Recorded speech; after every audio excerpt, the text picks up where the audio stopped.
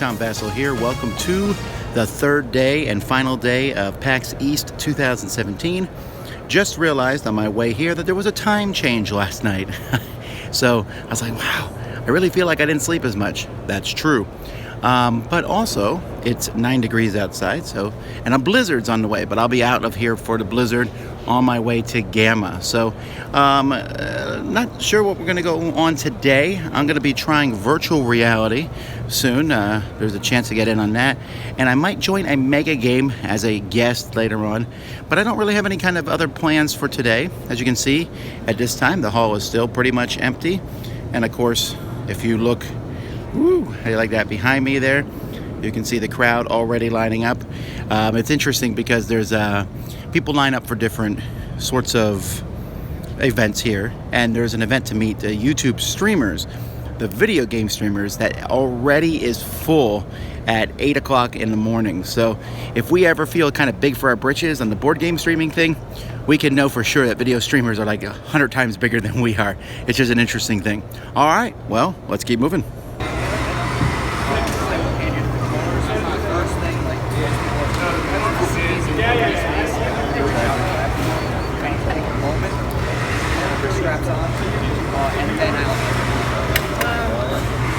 Have you tried it out?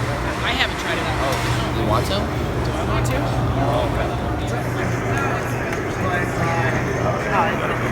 Okay, you can cut them off. If you want to cut them off now, I can. I'm going to have to cut you off. Okay. I'll unhook you. Did you have fun? Man, So if you're... I wasn't so sure at first, but once I figured out the teleporting thing, that was good.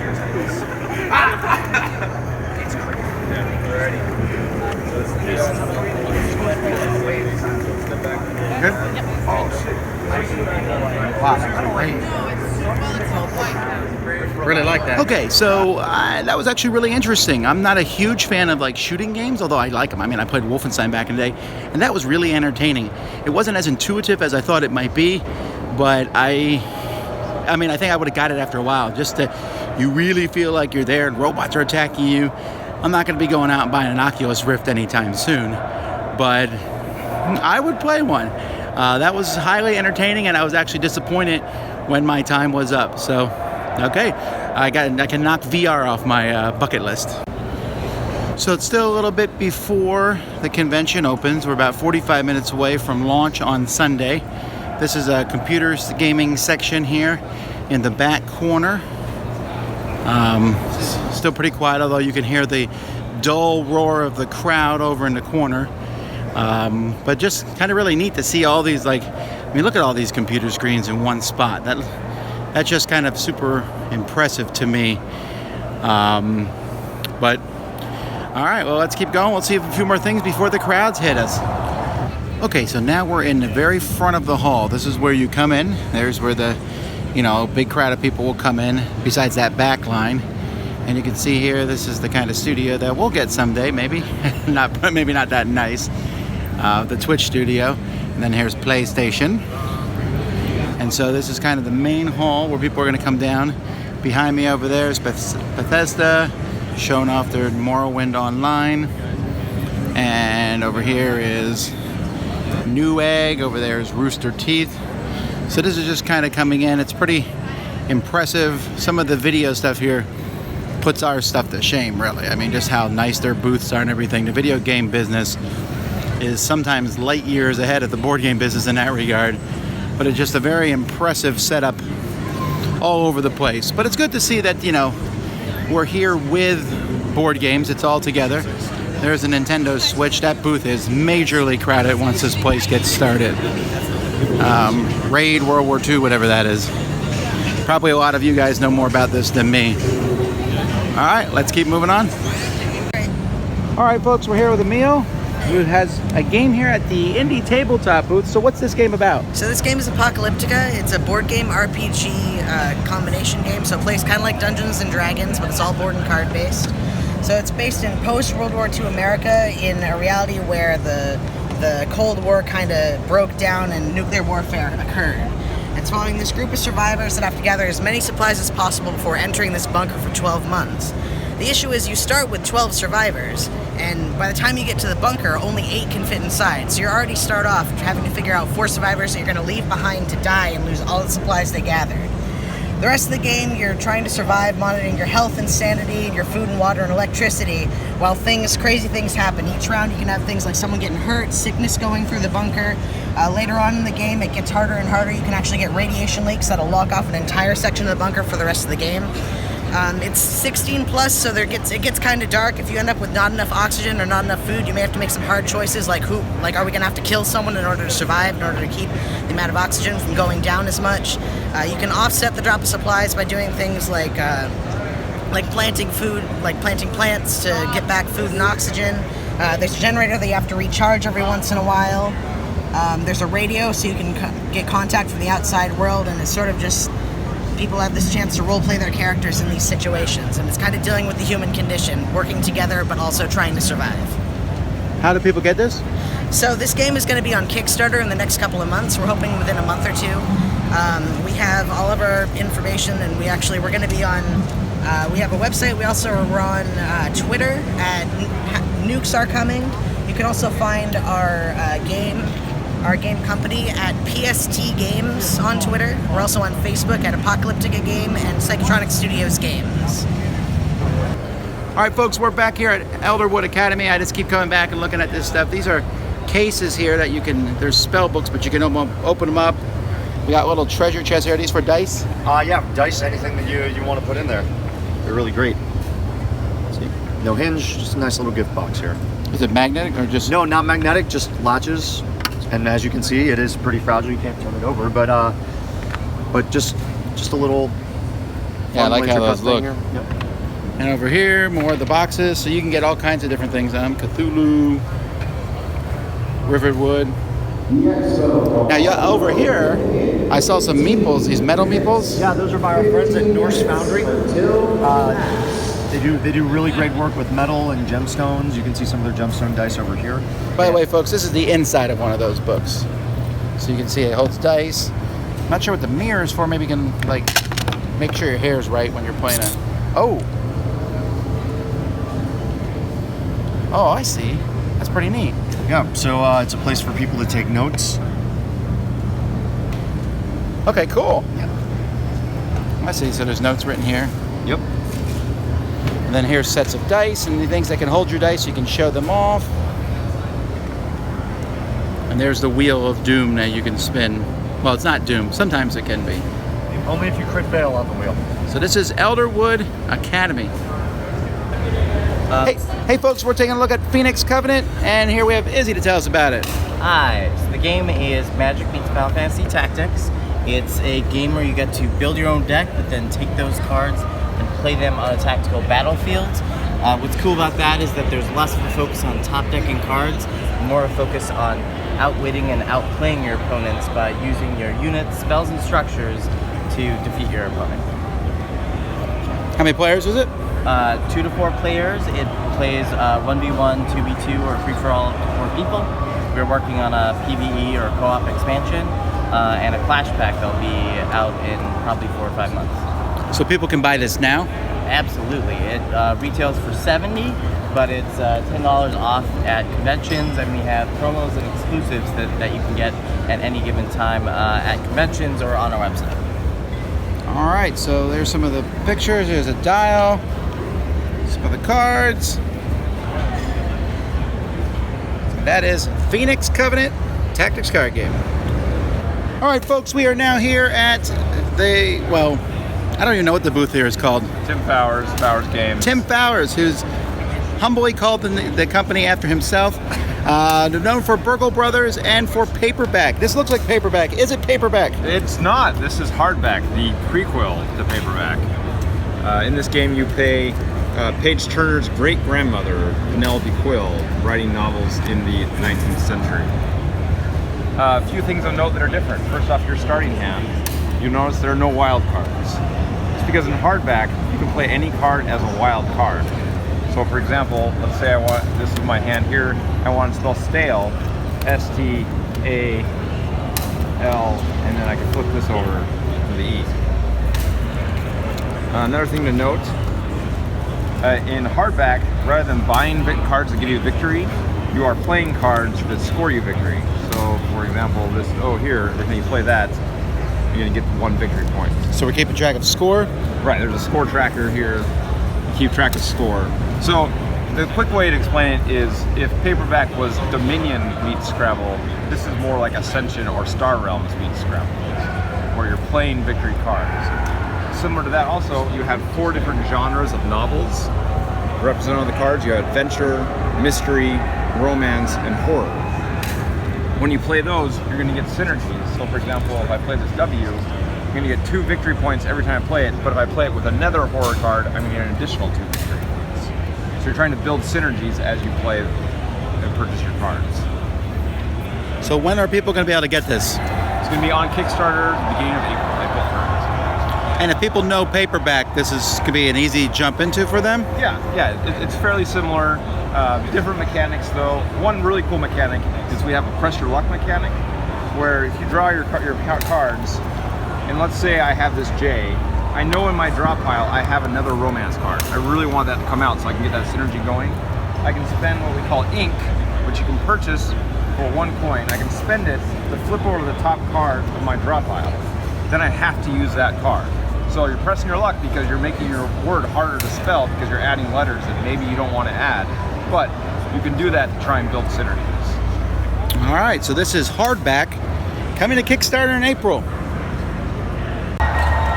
And here comes everybody walking. Sure doesn't look like they're walking. As they come in for day 3. The expo hall is now open. Welcome to PAX.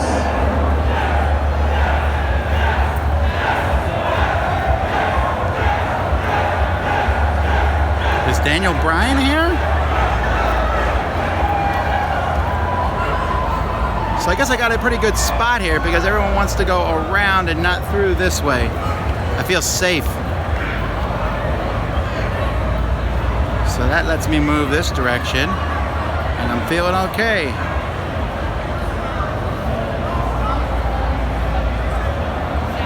Everybody's running for the VR. I already did it though. Ha ha ha ha ha.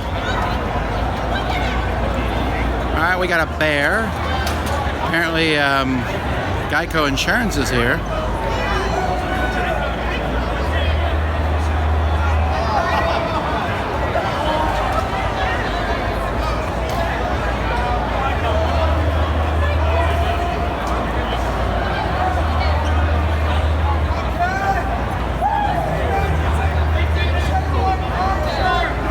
Well, no one has fallen over so far.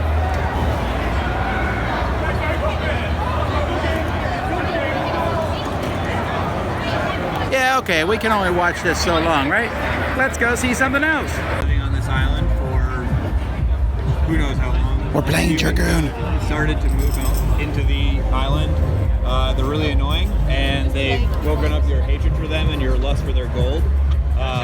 So the goal of the game is it's a race to 50 gold in a typical game, which you get either through destroying cities and villages or by So we didn't play through the whole game just till someone got to 15 gold. Normally go to 50 gold. But I was about to steal from this thief. The pieces here are all metal. You can hear them clink a little bit. And dice, and you're moving around. Cities are popping up on a grid. So anyway, that was Dragoon. All right, folks, today's video is going to be shorter, and that's because I spent a lot of today watching this mega game here. It's called The World Turned Upside Down, American Revolution mega game. And so I'm going to make a separate video kind of giving you some look into that game where people get in a character and play as George Washington, Patrick Henry, the King of England, etc. And so it was a lot of fun to watch. If you ever wondered about a mega game, this will give you a little bit of insight into what this game is like. All right, but there's still a little bit more from this convention. Let's get to it. So here we have the main gaming area for board gaming, which is crowded. I don't think it's quite as crowded as it was on Saturday, but, well, I shouldn't say I don't think. It's definitely not quite as crowded at that point. Still a lot of people here. Not too many hours left in the day. PAX is coming to a close, and of course people are desperate to continue the game. So there's a lot of that going on. And as far as you can see here, there's people playing. So I'm not saying there's not people playing, that's for sure. A lot of people have been testing out the new Thornwatch game from Penny Arcade, but playing pretty much everything. I'm straight ahead of you. There's a Twilight Struggle going on, and a few tables down, Twilight Squabble. Right in front of me, Codenames. Over here, Flux. Over here, Seven Wonders. And then we got Puerto Rico.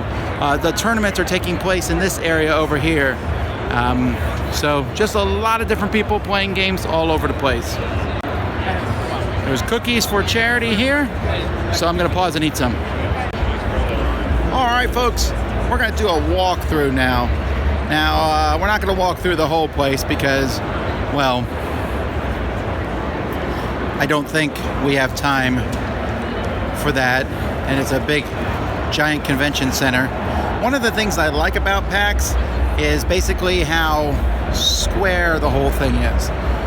It's so easy to find your way around. It's easy to get from one end to the other. I mean, there's going to be crowds, of course, but it's just easy to go and see things. So, of course, this area seems big and empty. It's the dividing line up here at the top. That's where they drop the wall down at night to keep the tabletop area open. They won't be doing that today, because today at 6 when they shut down, they're shutting down the convention. And you don't have to go home, but you can't stay here.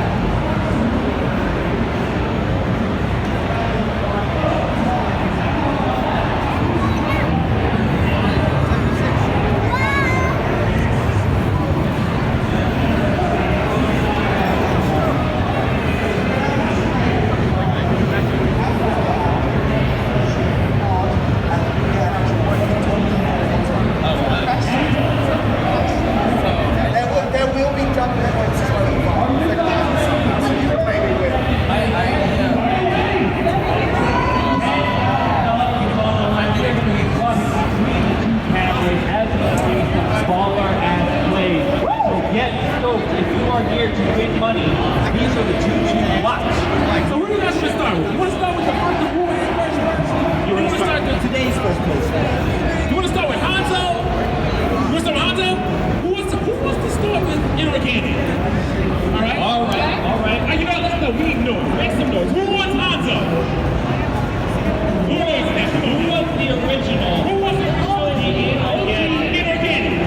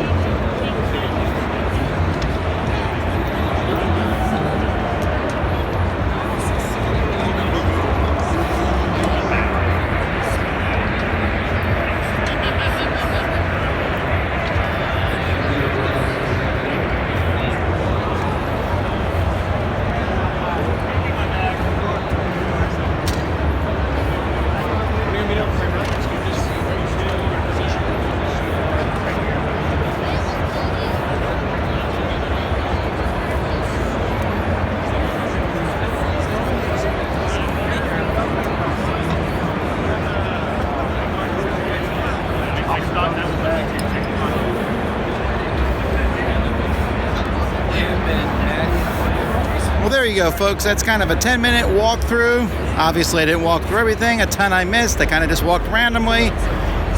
Let's get back. Almost done with the convention.